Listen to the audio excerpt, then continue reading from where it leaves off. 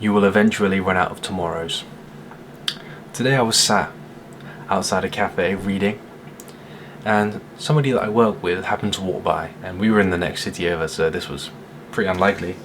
And he saw me, pulled up a chair, and said that he doesn't have time to read anymore.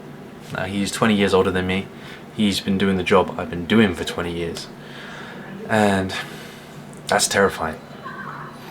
To not have time to read because you spend so long working and you're tied up in so many other things, like being a parent, being responsible, that you don't have time to read. You don't have time to take in culture. How is that any way to live? He is literally a mirror that reflects a version of me 20 years from now, and that's terrifying. And I really like this guy. He's got a bit of a spark in the way he speaks and the way he acts. He's creative, but he didn't act on it, and it's very upsetting. And imagining that that's me is also upsetting. I do not want to face that fate. And do you? Does anyone?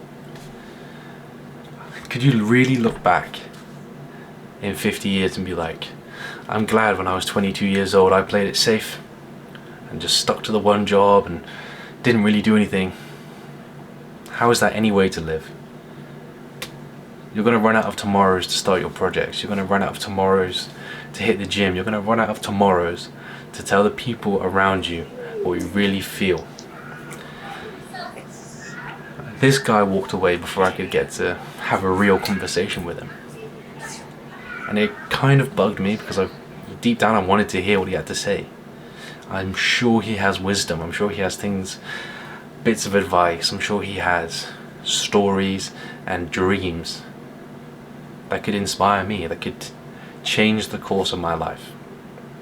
But because we're too fragile, perhaps we're too shallow, because we're too afraid to expose ourselves to each other emotionally, not physically, not in any other way, because we're too afraid to ask about what we really want, to ask about how people really feel, about what people really want to do, we never really know. And eventually you won't be able to ask. After enough tomorrows, they'll be gone. After enough tomorrows, we'll be gone. After enough tomorrows, everyone you ever know will be gone. What are you going to do? Wait around? Spend 20, 30, 40, 50 years at the same job doing nothing? This is sparked by the fact that I've got my probation meeting tomorrow. I've also got some bad news waiting for me tomorrow, I've been told. So, yeah. And it got me thinking that I have, but 4 times I have quit before I've completed my probation at a job. And it got me thinking, why? Am I afraid to commit? Am I too ambitious that I feel if I sign a permanent contract anywhere that it will hold me back? And yeah, I think it is that I'm afraid my dreams will die if I sign a contract like that. So we will see tomorrow what happens. Depends, they might not even offer me the job. I might be fired anyway, so no point in worrying about it. And we just see what happens. There will always be another job. I will always bounce back. You can always bounce back, and you will always bounce back. It's only in our darkest winters that we can see our invincible summers.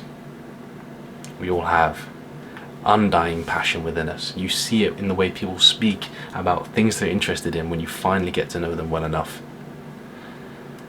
Inside every single one of us, there is something that we truly love, that we could spend hours talking about and teaching people.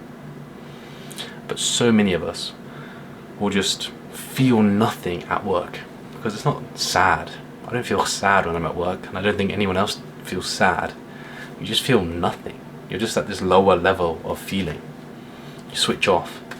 You make weird small talk. But can you do that forever? Because eventually it will stop annoying you. And I think that's why people spend their whole lives in places that they don't enjoy. You become used to it, and it doesn't scare you anymore. Well, I'm not afraid to admit that I'm afraid, and that's what makes me confident. People are so afraid to admit that they are afraid, that they are terrified. I have a long life ahead of me. You have a long life ahead of you. There's still time to make the change. Don't spend so many years being afraid. Just admit that the world is scary. Choices are scary. Relationships are scary. And go forward. And it will make you 10 times more confident in the long run. So yeah, I'm gonna see what happens tomorrow. Maybe my next video is all about me looking for a new job. So come back tomorrow to hear. Good luck. See you tomorrow.